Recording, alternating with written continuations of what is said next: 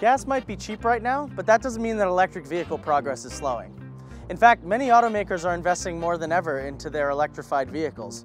Chief among them is Volkswagen, who, after the 2015 Dieselgate scandal, have had to really invest in their plug-in powertrains.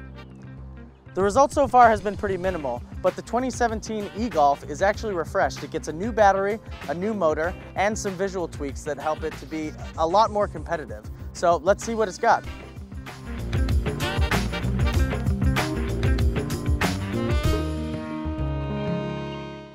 While the rest of the Golf family gets refreshed for the 2018 model year, Volkswagen's brought changes to the eGolf for 2017.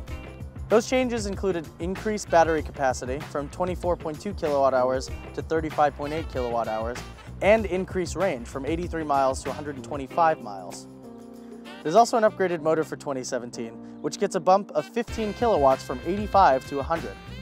That boosts the horsepower from 115 horsepower to 134, and the torque output from 199 pound-feet to 214 pound-feet. This changes the eGolf's acceleration performance pretty drastically, with a 0 to 60 time of 9.6 seconds and a top speed of 93 miles an hour. Additional changes include a 7.2 kilowatt-hour charger, which is available on the SE and SEL premium trims. That means a less than 6-hour charging time at a 240-volt station. There's also available DC fast charging on the SE trim, while the SEL Premium trim gets it as standard. That means you can get up to 80% of range back within 1 hour of charging. Fuel economy is best in the compact class, with an overall combined rating of 119 mpg equivalent, or mpge. That's 126 mpge in the city and 111 on the highway. It's not just updates to the underlying technology though. The eGolf gets updates consistent with the rest of the Golf lineup for 2017. There's new headlights with blue accents to signify that this is an eGolf. There's also new taillights out back. There's also a new touchscreen in the interior, which has a bigger screen, faster processor, and some of the apps that you know and love, including Apple CarPlay and Android Auto. Overall, the only real difference between an eGolf and the rest of the Golf lineup is that this one doesn't use any gas at all. The most notable thing about the way the eGolf drives is, well, it drives just like a Golf. The new electric powertrain leaves a little bit to be desired. Even though power is increased, it still takes about 9.6 seconds to get to 60 miles an hour, which is definitely not quick by anybody's standards. Still, you've got that instant torque that's good for driving around the city, and for the most part, it's pretty usable on a daily basis.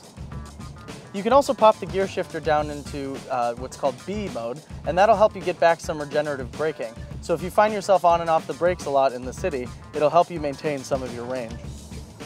Overall though, the ride is comfortable and composed. The steering is a little on the lighter side, but the chassis handles really well. It's actually a little bit sportier in the corners than something like the Bolt EV or some of the other competitors like the Nissan Leaf. So, the updates to the battery and powertrain of the eGolf make it a lot more enticing for 2017. However, with competitors really stepping up their game, especially in the form of the Chevrolet Bolt EV, which gets almost 100 more miles of range than this thing, the eGolf still really isn't at the top of its class. But if you want to buy a Golf and you don't want to use gas anymore, and you can live with 125 miles of range, then frankly, there's no other option. That's all for now. I'm Brian with the Daily News Autos, and we'll see you next time.